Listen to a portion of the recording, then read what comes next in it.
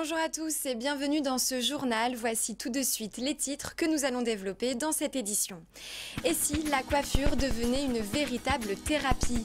Le concept de la socio-coiffure permet à des personnes âgées ou malades de reprendre confiance en elles grâce à des soins esthétiques de leur chevelure. On vous emmène dans ce journal à la rencontre de la seule socio-coiffeuse du Val d'Oise. Elle aussi a décidé de dépasser son handicap. Paraplégique à la suite d'un grave accident, Virginie Picard est aujourd'hui championne de France d'handi aviron, une discipline qu'elle pratique à la seule force de ses bras. Portrait de cette sportive extraordinaire dans un instant. La coiffure comme véritable soin, c'est l'idée de la socio-coiffure. Cette formation spécifique permet d'apaiser un mal-être causé par une perte totale ou partielle de la chevelure, prothèse capillaire, soins des cheveux, approche plus psychologique basée sur l'écoute. La socio-coiffure s'adresse aux personnes âgées, malades ou fragiles. Nous sommes partis à la rencontre de la seule socio-coiffeuse du Val d'Oise, direction Pontoise avec Philippe Pémal. À chaque fois, ils sont un petit peu mieux. Hein. Isabelle est socio-coiffeuse. Aujourd'hui, elle s'occupe des nouveaux cheveux de Marie-André. Cette cliente sort d'un cancer du sein. C'est du bonheur. Pour moi, c'est du bonheur de voir mes cheveux repousser. Sur les conseils de son médecin, Marie-André sera suivie par Isabelle tout au long de son traitement de chimiothérapie.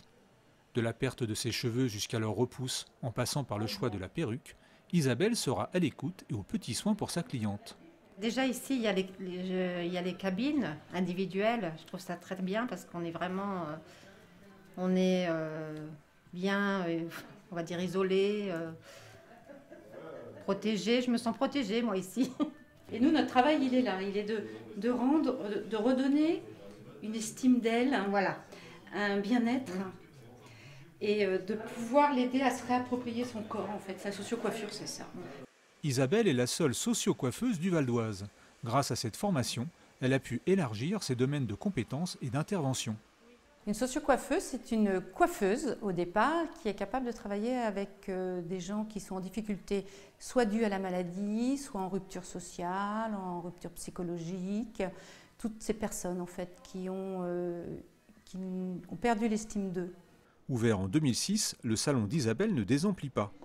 Perte de cheveux suite à des traitements médicaux ou fragilité capillaire, les clients ne viennent pas pour une simple coupe, ils ont de véritables pathologies. Grâce à son statut de socio-coiffeuse, Isabelle peut désormais entrer en contact avec l'entourage des patients et les équipes médicales. Cette formation spécifique a aussi transformé sa manière de travailler. Quand j'étais simple coiffeuse, j'y allais et je mettais des cheveux partout. Je ne me rendais même pas compte que ça pouvait poser un problème pour les appareillages, tout ça. Et en fait, on apprend tout ça. Et donc déplacer les gens, faire des shampoings au lit, parce que tout le monde n'est pas adapté à faire un shampoing au lit. Il y a une manière de faire, il y a une manière de faire pour chaque métier. Et là, dans les structures médicales, eh bien, il y a une manière de faire. Il faut impérativement, je trouve, savoir faire ça. Aujourd'hui, Marie-André est guérie, mais ses nouveaux cheveux ont encore besoin de soins. Isabelle s'en occupe et peut même les teindre avec des produits non agressifs à base de plantes. Grâce à ses soins et ses nouvelles teintures, ses clientes retrouvent une part de leur féminité et c'est l'une des armes les plus efficaces pour retrouver une vie normale. En bref, Météo France a de nouveau placé le Val d'Oise en vigilance orange canicule pour la journée de jeudi. Par ailleurs, attention si vous devez vous rendre à Paris, l'épisode de pollution à l'ozone se poursuivra lui aussi en raison des fortes chaleurs. Conséquence, la circulation différenciée sera mise en place. Seuls les véhicules équipés de vignettes critères allant de 0 à 3 auront le droit de circuler dans la capitale. Sur le reste du réseau routier francilien, il est recommandé aux automobilistes d'abaisser leur vitesse de 20 km/h sur les grands axes de circulation. Toutes les informations sont sur notre site vonews.fr. Et par ailleurs, en raison de l'épisode de pollution à l'ozone, le syndicat des transports d'Île-de-France a décidé de déclencher son forfait anti-pollution pour la journée de jeudi. Il permettra aux usagers de circuler dans toute la région au tarif de 3,80 €. Objectif, inciter les usagers de la route à utiliser les transports en commun. Faire de l'aviron n'est pas réservé qu'aux personnes valides. Virginie Picard en est la preuve vivante. Paraplégique à la suite d'un grave accident, elle a découvert l'aviron à Beaumont-sur-Oise et s'y est lancée corps et âme. En quelques années, elle a décroché le titre de championne de France handi aviron, juste à la force de ses bras. Rencontre avec une championne hors norme avec Philippe Pémal. Faire de l'aviron sur l'Oise n'a rien d'exceptionnel. Ce qui l'est plus, c'est la rameuse. Si je n'avais pas ces sangles, en fait, je ne pourrais pas tenir dans l'embarcation. Elles me servent à rester solidaire du siège et donc du bateau. Si elle doit s'attacher fermement, c'est que Virginie n'est pas une rameuse ordinaire, elle est paraplégique. Depuis 2013, elle n'a plus l'usage de ses jambes suite à un accident de quad. Rêvant depuis toujours de faire de l'aviron, Virginie se lance sur les flots malgré son handicap. Mon grand bonheur quand je suis dans ce bateau, c'est que j'oublie le fauteuil. C'est-à-dire que le temps de la course, le temps de l'entraînement, je me déconnecte totalement de la réalité du handicap. Et je ne me sens plus du tout comme une personne handicapée. Je me sens comme une rameuse lambda. J'ai un sentiment de liberté sur ce bateau que je ne retrouve nulle part ailleurs. On sort du fauteuil, on oublie complètement le handicap. Alors effectivement, c'est pour le retrouver une fois arrivé sur le ponton, mais au moins, pendant quelques heures, eh bien, on redevient quelqu'un de tout à fait, je dirais, apte à faire des choses comme n'importe quelle personne valide.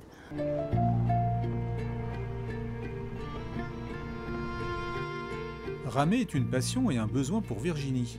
Son histoire d'amour avec l'aviron commence en 2015, 2 ans après son accident. Elle s'inscrit au club de Beaumont-sur-Oise, puis se présente l'année suivante au championnat de France handi aviron. Vice-championne de France en 2016, elle remporte le titre l'année suivante. Très bien.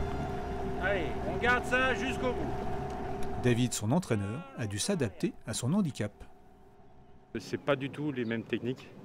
Là, il faut qu'on explique un geste que nous, on ne fait pas, du fait qu'on n'a pas le même handicap. Donc on est obligé d'avoir une compréhension de l'handicap pour arriver à le faire. C'est elle qui m'a dit voilà ce que je peux faire, ce que je ne peux pas faire. Et on a adapté ses entraînements et puis sa posture et tout ça par rapport à ça, quoi. Virginie s'entraîne comme tout athlète valide. Seule particularité, son bateau est adapté. Il est plus large et plus court qu'un bateau pour personnes valides. Il est équipé donc d'un siège fixe. Contrairement aux valides, le siège ne coulisse pas, puisque n'ayant pas la motricité dans les jambes, de toute façon, ça n'a aucun intérêt pour moi. Et puis toujours réglementairement, pour la sécurité, il est équipé de 2 flotteurs latéraux. Son titre de championne de France ne lui suffit plus. Virginie vient de réaliser une première mondiale, ramer 100 km en solo sur un rameur d'intérieur en un peu plus de 5 heures. Un record qui devra en amener bien d'autres. Voilà, ce journal est terminé. Je vous en rappelle le principal titre. La sociocoiffure se développe dans le Val d'Oise. À Pontoise, une coiffeuse s'est lancée dans ce concept qui permet à des personnes âgées ou malades de reprendre confiance en elles après une perte totale ou partielle de leur chevelure. Isabelle a ouvert son salon en 2006. Depuis, il ne désemplit pas. Grâce à sa formation spécifique, elle permet à ces femmes de retrouver une part de leur féminité, une bonne façon de démarrer une nouvelle vie. Merci d'avoir suivi ce journal. N'oubliez pas que l'info continue sur veonews.fr. À demain.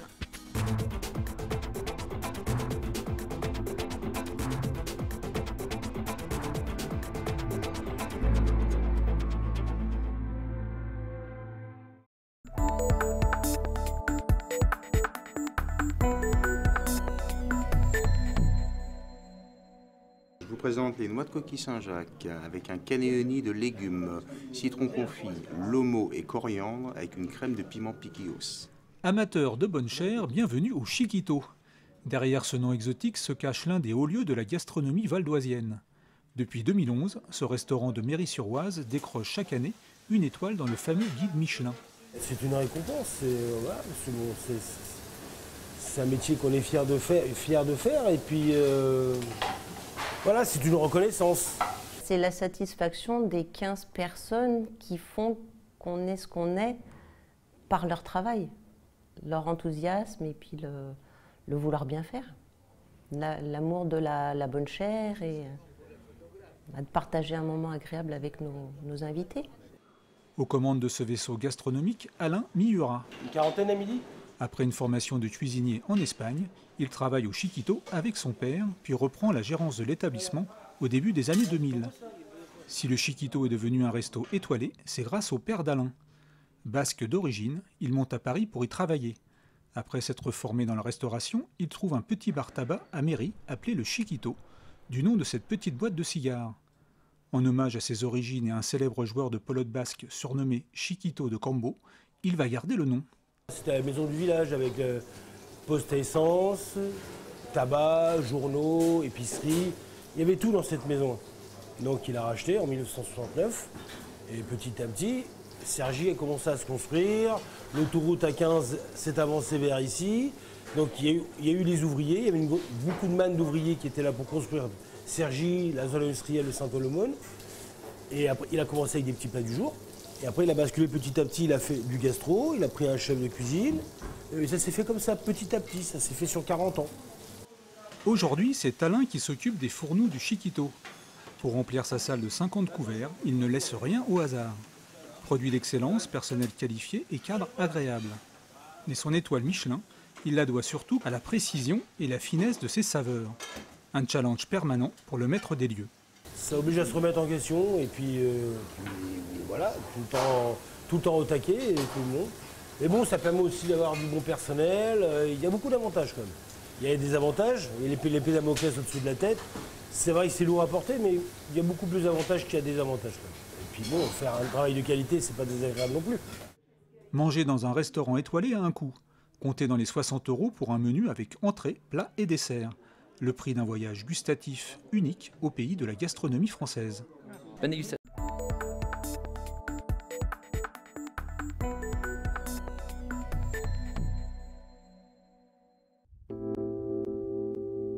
Ça ressemble à un avion et pourtant ce n'en est pas un. Officiellement, c'est un ULM, un ultra léger motorisé. Cette nouvelle classe d'engins volants regroupe plusieurs types d'aéronefs qui vont du paramoteur au dirigeable, en passant par ces modèles, les multi-axes. Un ULM, en fait, c'est un avion qui est un petit peu plus léger. On est au maximum à 472,5 kg quand on a un parachute de secours, ce qui est le cas pour cet appareil-là. On doit avoir une vitesse maximum de sustentation de 65 km/h et on est limité à 2 places. En gros, c'est à peu près ça les différences. Autre différence de poids avec l'avion, le prix. Un ULM d'occasion en bon état coûte entre 9 et 10 000 €, un appareil neuf bien plus cher. Un ULM comme celui-là, par exemple, le prix d'achat c'est à peu près 55 000 € avec différentes options. Alors qu'un avion à 55 000 €, moi j'en connais pas. Ensuite, l'heure de vol elle est moins chère en ULM, parce que déjà on consomme beaucoup moins, on consomme 15 litres à l'heure avec des appareils comme ça. En avion, c'est plutôt aux alentours de entre 20 et 30 litres sans problème, quoi. Des appareils équivalents, à performance à peu près équivalente, quoi. Pierre-Jean Ottonelli est pilote d'ULM et formateur. Il emmène ses élèves au-dessus de l'un des plus beaux paysages de l'Île-de-France, le Vexin français. Sous ses ailes, la Seine, le château de La Roche-Guyon ou les jardins de Villarceau. Pour Pierre-Jean, voler est avant tout un plaisir. Bon, le plaisir, c'est voler, c'est piloter, pouvoir se déplacer sans risquer d'être pris par un radar, par exemple. Non, honnêtement, c'est vraiment une impression de liberté. Ouais, je crois que c'est ça en premier. On est vraiment libre. On voit les choses de haut, sans se prendre comme on figurait. Cette liberté a un coût, 75 € pour un baptême de l'air. Quant au brevet de pilote ULM, il s'obtient après plus d'une vingtaine d'heures de vol et vous coûtera dans les 2 000 €. Un prix raisonnable pour les élèves de Pierre-Jean Ottonelli qui viennent avant tout vivre leur rêve de voler. Et un rêve, ça n'a pas de prix.